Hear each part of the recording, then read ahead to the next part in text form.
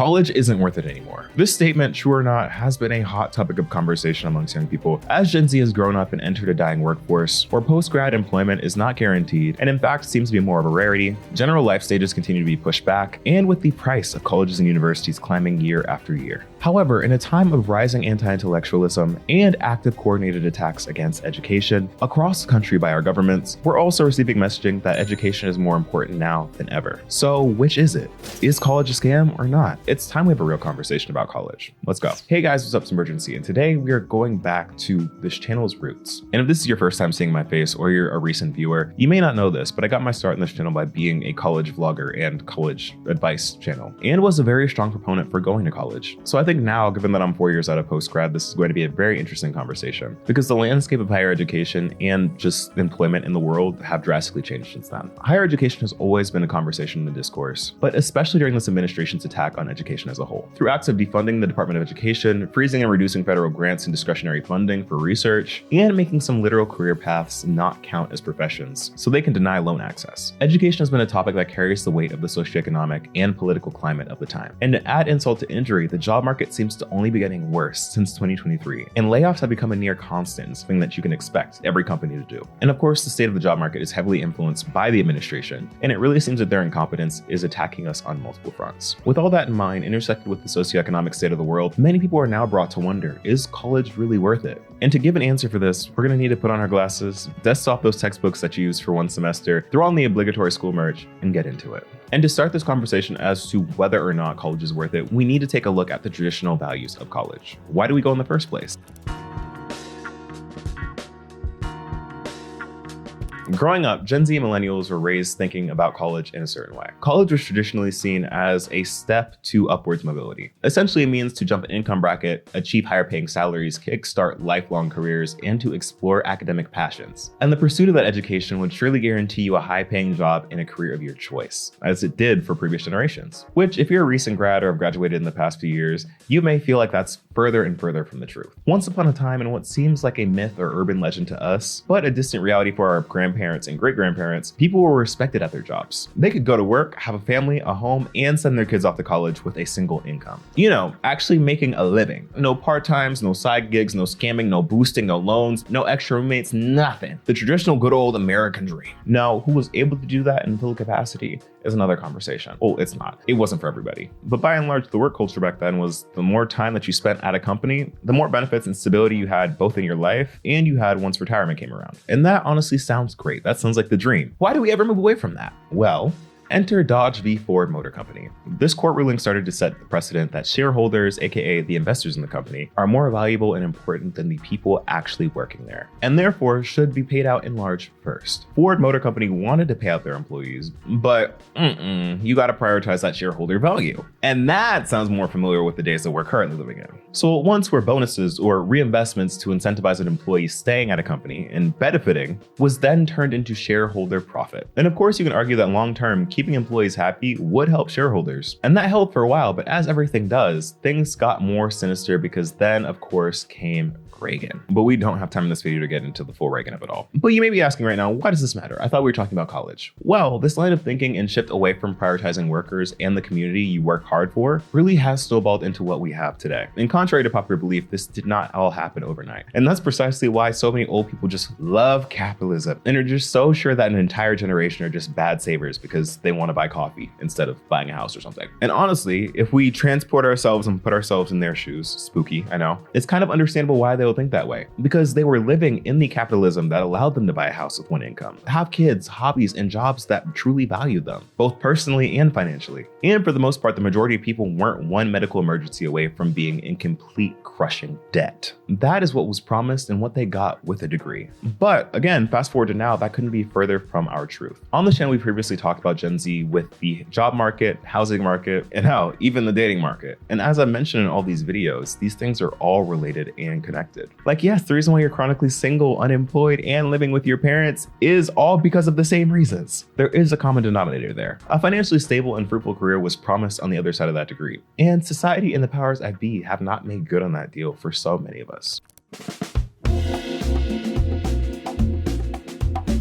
And I probably don't need to explain this to you, but there is a mass disillusionment with job markets for reasons that we've talked about in previous videos. But with this disillusionment comes questioning your choices, such as pulling out loans for a degree that maybe isn't serving you in the immediate. Like in many facets of our lives, the younger generations, Millennials and Gen Z, feel cheated now that we're in adulthood. The price of living is up even though wages aren't. You can't even entertain the thought of buying property because you'll likely be a renter forever. And of course, getting a degree no longer means getting a well-paid full-time job out of college. And if you are Gen Z, I don't have to tell you this, nor is it the first time we've talked about this, but as many of you know, the current job market is the worst we've seen in recent history. With long periods of unemployment becoming the norm, we as Gen Z are taking up multiple part-times or gig work just to make ends meet. And note how none of that comes with health insurance. We're having to chat with AI interviewers that may just end up ghosting you. And with all this, there's generally just like a lot of time to rethink and regret your choices in this job market. According to a Fortune article, more than a third of all graduates now say that their degree was a waste of money, according to a new survey by Indeed. This frustration is especially pronounced among Gen Z, with 51% expressing remorse compared to 41% of millennials, a whopping 31% from baby boomers. And that's a swing so big, some might call it of presidential proportions. And of course, I can understand this, because the graduates in the highest percentage are fairly recent grads, with the oldest among us in Gen Z having graduated around 5 to 6 years ago, meaning the immediate post-grad regret or consequences are still in there now, or at least in recent memory. And y'all, not to toot my own horn, but I've been saying this, like everything is connected. Like, let's do some quick math real quick. If you graduated to this job market, right, and the job market is bad, then that means no jobs or even underemployment, which means no income stability or money, which usually means if you have the support systems intact, moving back in with your parents, which could also mean that you still need to pay off your loans or can't afford your own place, which then leads to a loss of independence. And I don't know about you, but I'd personally be less likely to bring someone home if I'm living with parents, hence the issues with dating. And all of this is really just a recipe for maximizing discontent, or at least a period of disillusionment. Okay, now that we've drawn a picture around the outcomes of college, let's actually talk about the discourse around college right now.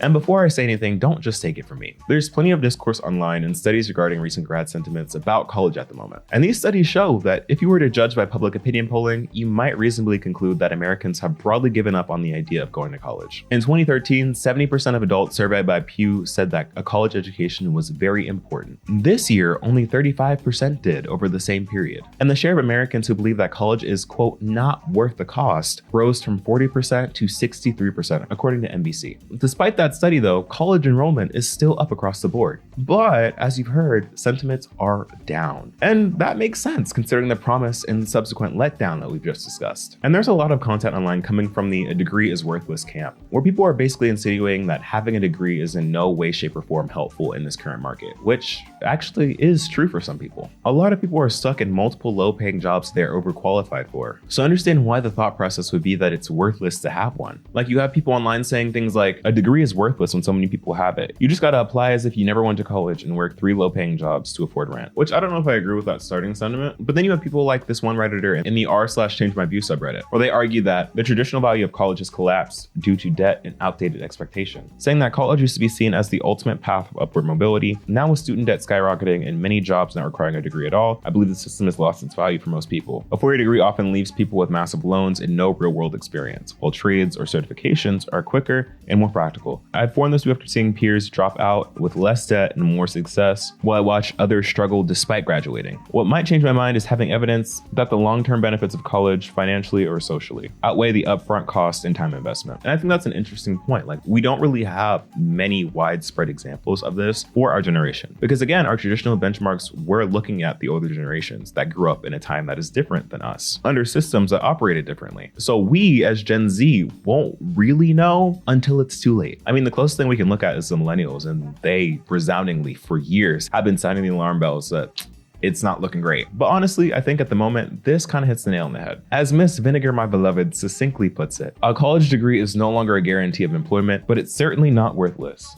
It's now a box to check for many jobs, and pretty much all high-paying jobs that don't require entrepreneurship/luck to get into. Not all college graduates get high salaries, but it's stupidly hard to get a high salary without a degree. Essentially getting back to the point that, like, it is a box to check, and while it does not guarantee that you're going to make it big and live the life that your parents or grandparents lived, it definitely is not doing so definitely stacks those odds against you from ever doing that. And I can understand all this frustration. Trust and believe. Doing everything right and still not getting the base level of what you expect is deeply disappointing. But in the short term, we have to remember, for young people in particular who are navigating a less than ideal job market, it can be difficult to see the long-term ROI of college. This is especially true when, for some subjects like psychology, philosophy, or English, it can take over 20 years in the workforce for a degree to pay for itself, according to the Education Data Initiative. However, Christine Cruz Vergara, the Chief Education Strategy Officer at Handshake, warns against valuing a degree from a purely quantitative standpoint, saying that it's short-sighted to focus on only immediate employment, as that makes the assumption that the value of higher education is only to get your first job. Cruz Vergara told Fortune, when in reality, higher education contributes to career advancement opportunities, exposure to a variety of fields, aids in self-discovery, and develops management and leadership skills. And that's an interesting take. I think the secondary things are dismissed oftentimes because it's not maybe the most important thing in the immediate or considered like a hard skill or a hard benefit, which is fair, but these are still important traits to cultivate and develop regardless. Which brings us to the next part of this conversation. If not the traditional value, what value does college actually have today?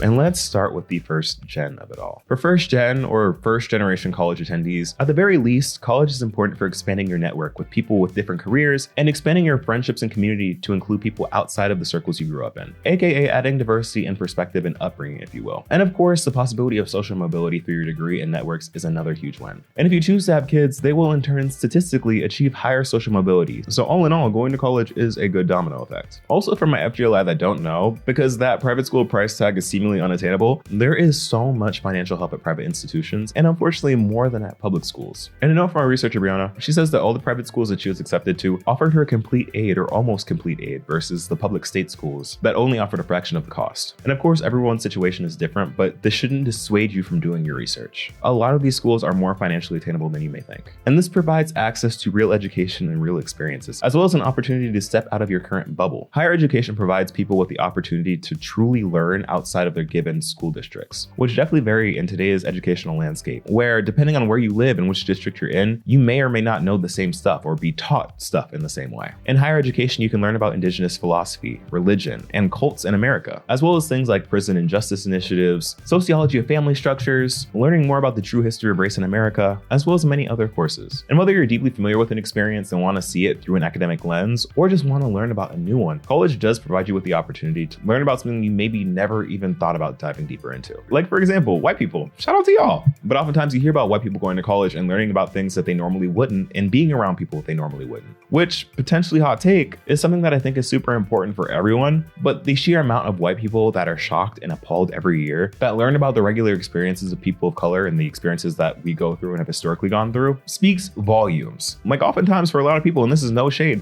college is the first time that a lot of white people interact with and are in settings that are not homogeneously white. So while it is definitely annoying for people of color, it is in some ways mutually necessary. And specifically speaking for minorities, higher education institutions were not built with us in mind. And that much I know to be true. And imposter syndrome can hit like a ton of bricks. But oftentimes, for better or worse, those experiences make our communities and networks that much stronger. And by no means am I saying that all higher ed is perfect, but the classes that I personally take with my professors of color, specifically my Black professors, felt so much more important and informed for my background just based on what we were learning. Now let's get into the conversation around worthless majors, or at least waste of time classes.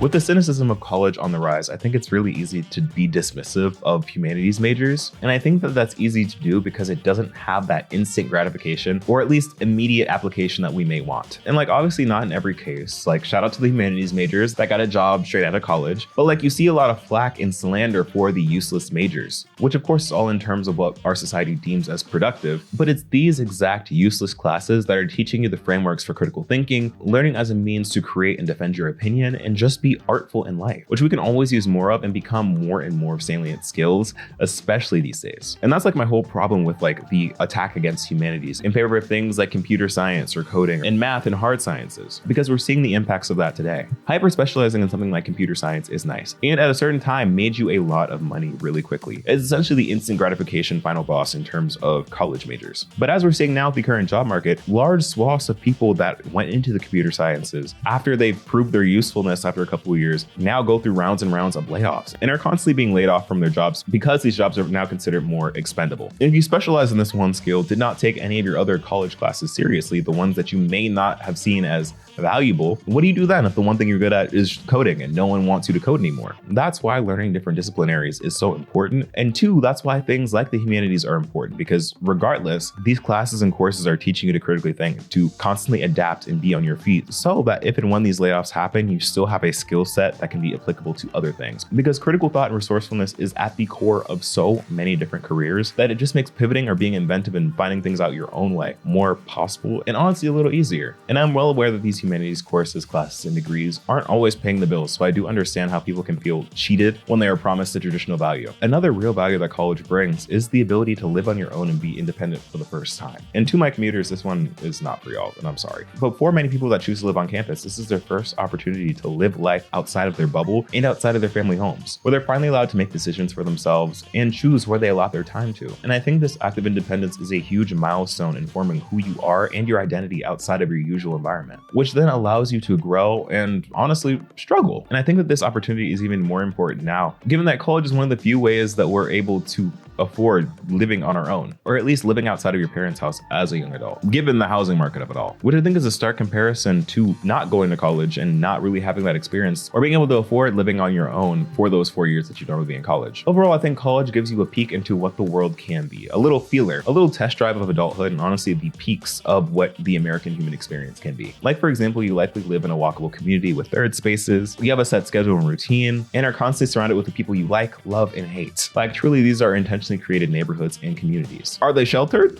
Yeah, potentially, but oftentimes it shows you what you want to prioritize in this life and teaches you to make your own decisions in a semi-safe environment. Now, this is not to say that this is a perfect experience or that everyone gets the same thing out of it, but it is, at the end of the day, an incubator, and specifically an incubator in which you can explore what that means for you. And obviously, it's no secret, college is idealized. Trust and believe, throughout college, I had many breakdowns and life crises all over my campus, and plenty of those what the doing with my life and here at this institution moments. Some for valid reasons, some for not. But I think at the end of the day, higher education consistently reminds you that these institutions were really only made with white men in mind. Despite that, though, I think there are many real ways to still enjoy college and have your own experience to grow as a person. And also, I just want to add a quick disclaimer here that when I'm having this conversation, I'm mostly talking about four-year college because that's been my experience and where my focus is in. But I would be remiss if I did not mention trade or vocational schools. And vocational schools are great for preparing you for the workforce, especially if one of the careers is in your career path of choice. The general sentiments around vocational schools are interesting to say the least to me. Like, these might seem like a random string of numbers, but please bear with me. According to the Workforce Monitor survey from the American Staffing Association, they found that the push for vocational and trade school career paths was highest amongst baby boomers at 41%, Gen X at 37%, and millennials at 31%, compared to only 22% of Gen Z. Gen Z was the only generation to recommend a four-year degree over attending a trade or vocational school. So basically, at least as of 2025, most generations besides Gen Z advocate for vocational school over a four-year education. Gen Z, even though at the moment I'd say we are heavily impacted by the current job market, still recommends four-year institutions over vocational. And I know that that could be taken in a way that like we're young and dumb and don't know what we're talking about, but maybe let's get a little hope core with it. Not that it's wrong or bad to go to vocational, but this makes me think that even though we're facing a tough job market, arguably the toughest job market we've seen in a while, with almost no experience under our belts, we're still seeing the value in our education and think it's worth it regardless if we're getting the traditional benefits. I mean, either that or the fact that most of us are still in college, so we want to see the return on our investment. So yeah, there's that. Now at this point in the video, you may be like, Rumi, I thought you said that college wasn't worth it. And right now you're kind of sounding like a higher education show that's only talking about the positives. So let's talk about some more of the real drawbacks of college. Because college and higher education, unfortunately, is not a net positive. And there are some very real drawbacks. I know it's cheesy to say, but everyone really is on their own path. And college might not be for everyone or isn't this grand transformative experience or milestone that everyone makes it out to be. Aside from that, though, let's talk about the big one. And no, I'm not talking about the predicted California earthquake. I'm talking about the money, honey. That price tag to get you into college?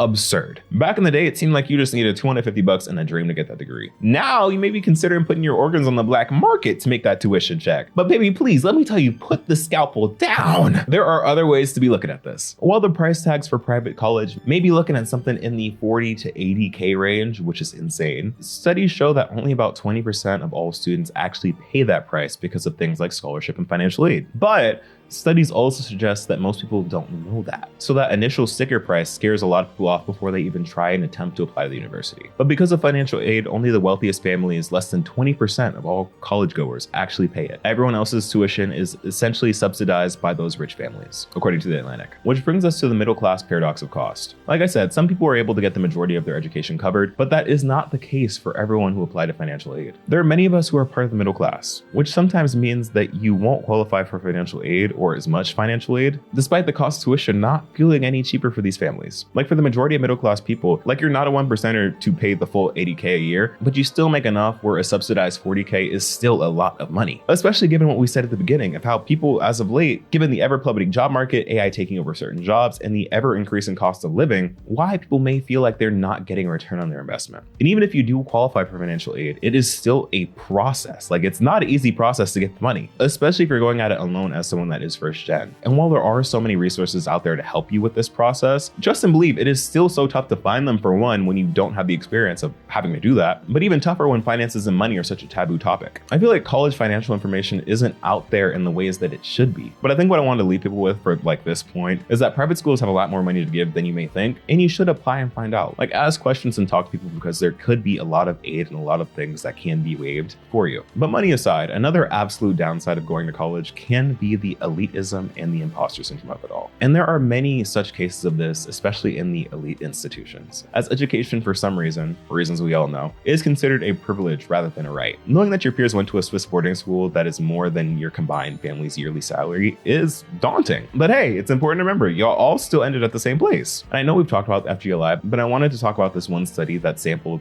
over 2,000 students, aged between 18 and 26, that shows concerns about being an imposter on campus are significantly heightened by coming from lower class social backgrounds, showing how the associations of lower class backgrounds with reported experiences of devaluation and exclusion in college, imposter concerns, depression, anxiety, and low college persistence are consistent with the idea that imposter concerns play a role in the reproduction of social inequality in higher education. Furthermore, the results showed that cultural aspects of imposterization played a larger role than the intellectual aspects emphasized in the traditional conceptualization of imposter syndrome. And anyone can experience imposter syndrome, but there is a demographic regardless of race that feels this at schools. And it might not be a tangible thing, but it is something real and something that can be debilitating, or at least really tough to overcome. And although I've spoken highly of college in the past, that doesn't mean that it wasn't hard. Which is why I like to file the sentiment of like, if you're not going to a top school, why go at all? Under the general category of elitism, because baby, not everyone has to go to Harvard. Education, at least to me, is worth it every time, regardless of what school you go to. Like truly, who cares what your school is ranked? Like that's truly just like some elitist BS to begin with. Like all you really need to do is make sure that your school is accredited so that you don't get scammed.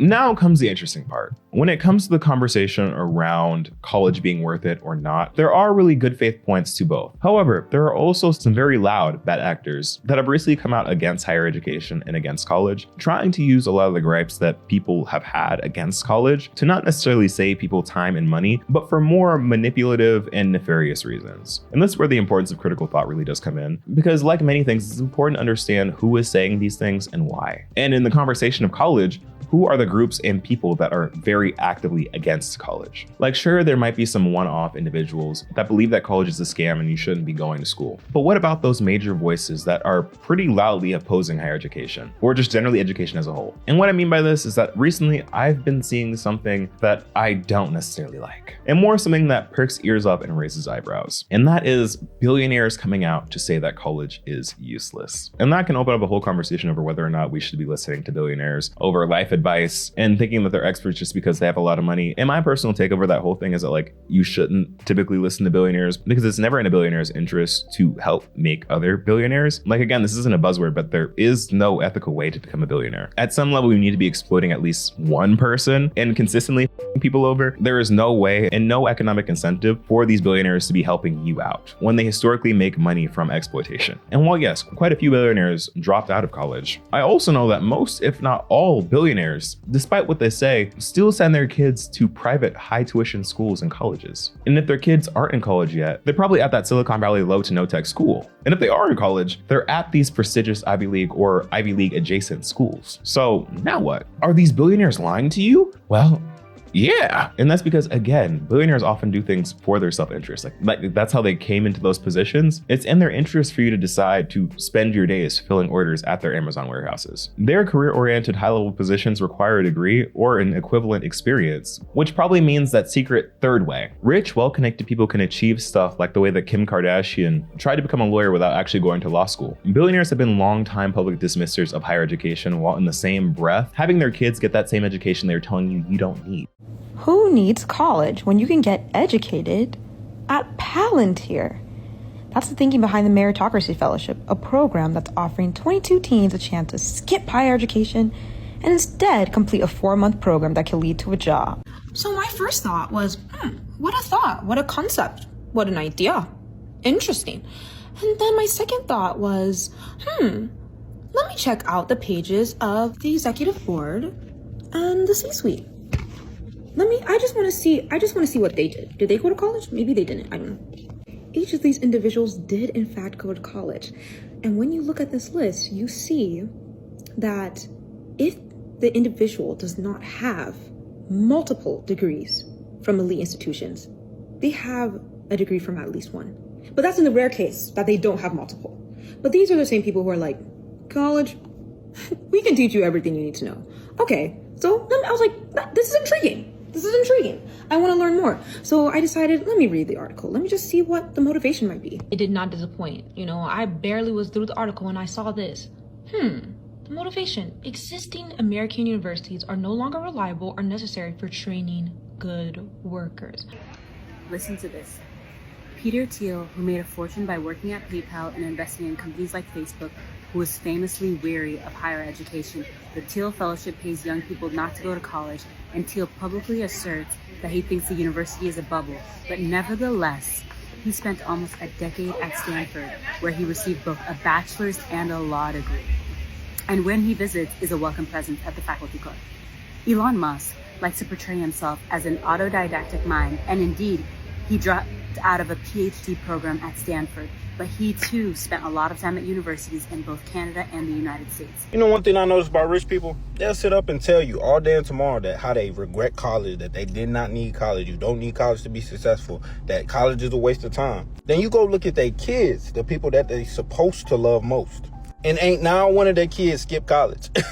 I'm talking about every single kid has attended college. I'm talking about it don't even matter if they already have the kid's name registered on that business when they was 3 years old. They still gonna do that 4 years of college and then run the business right after.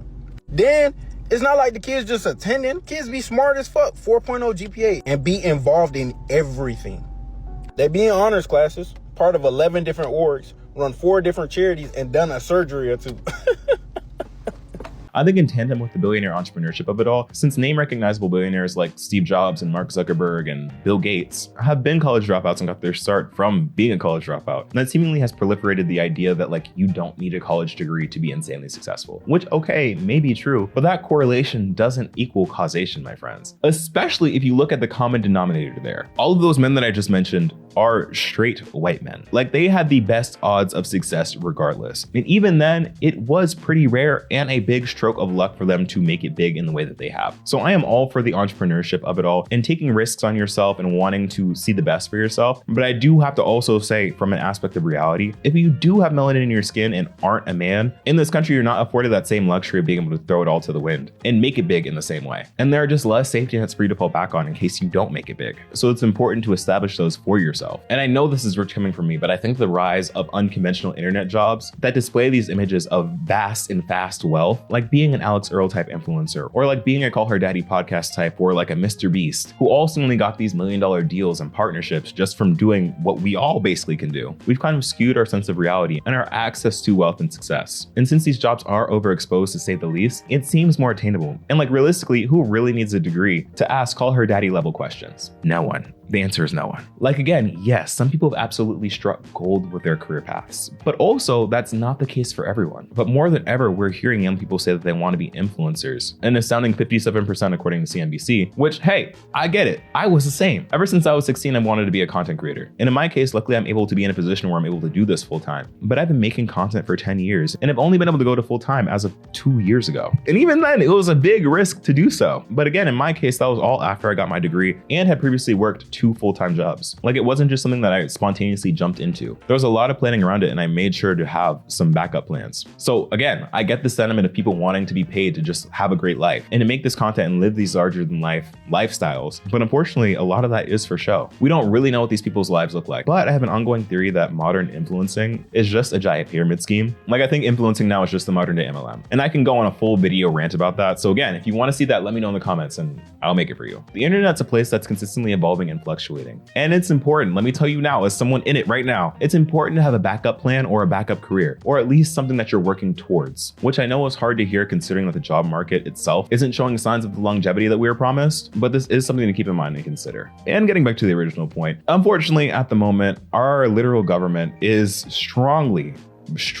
a popular voice against college. Well, this administration at least. There have been historical precedents for government censoring education and dissuading people from attending college when ideologies are on the rise, and they want a complacent and uneducated population. And mainly, I think this is due to the critical thinking component. Like, it's no surprise or secret that Trump, since his return to office, has gone hard against higher education, with rolling back DEI initiatives to serial killer of slashing funding, making jobs like nurses, accountants, social workers, and you guessed it, educators, technically not professions, making it almost impossible for you to get loans for your degrees, which of course only prohibits those who can't afford it in the first place to potentially receive socioeconomic mobility.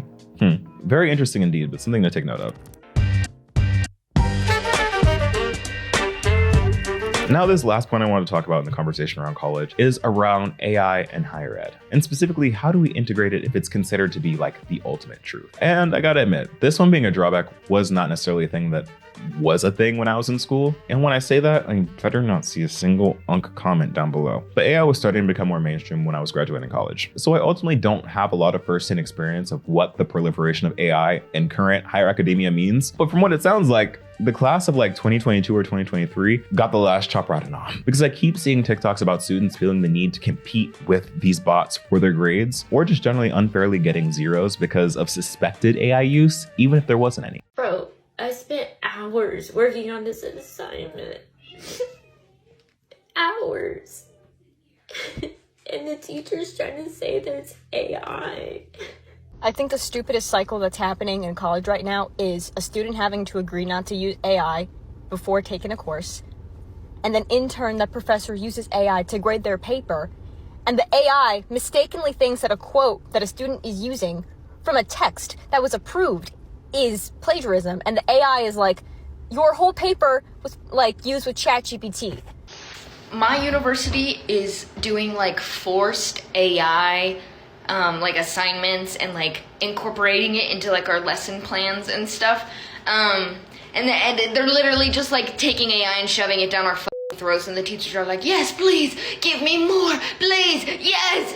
And so my assignment that I'm doing right now for my $900 credit, mind you, microbiology class, I'm having to role play with AI, and the AI is pretending that it is, it's a bacteria. So we're doing like little bacteria role play. It's like, no, I'm just a little funny thermos aquatus. Please, no. What? And I'd be lying if I said that I had any concrete answers for this, because truly, I don't. I don't think many people do. Like, if everyone woke up one day and decided to listen to me, it'd be no AI allowed generally. But that's just simply not the truth of the matter and not the world that we live in. And most educators and administrators right now are still trying to figure out what this means and are unsure what the answers are going to be. But if integration is the best way to go here, because unfortunately it is here to stay, I understand why that may deter students from thinking that college is worth it at all when they can either just use AI to learn, or just fear of being like a guinea pig in this transitionary trial period of figuring out what AI looks like in schools? Like, how do you set up provisions for ever advancing technology? Like, I don't think that we're finding that out for the next year, honestly. And it's going to be a lot of trial and error. Like, this is a confusing period for AI generally, but especially for kids in college now, my heart goes out to y'all for figuring out what this is going to be. So with that said, that brings us back to the initial question. Is college truly worth it? And honestly, I think that's for every individual to decide. But for me personally, without a doubt, that answer is always going to be yes. In my experience, college taught me to think critically. It gave me space to be curious and explore my options and interests. It gave me friendships that feel like they're going to last a lifetime in a generally strong community. Now, whether that's for you or not as an individual is completely up to you and different for everybody. But the important through line throughout all of this is that it's important to be a lifelong learner, to remain curious, and to be able to form your own informed opinions. And those things don't only exclusively happen in the classroom. Like, college to me will always be important because it is a good means to an end, but it's not the only one. And personally, if a fascist government is battling tooth and nail to defund and dismantle higher education, it's because it's important for a reason and for the people. Now, in terms of the traditional values that we mentioned earlier, right now, college just is not going to offer the same safety net that it once did. That is in the short term. But again, that's not the only value that it brings, and we do have to look to the bigger picture, and especially looking past the first few years of postgrad. And I know it's frustrating. Trust me, I'm in the pit too, but I think there are other values that college brings that still make it worth it.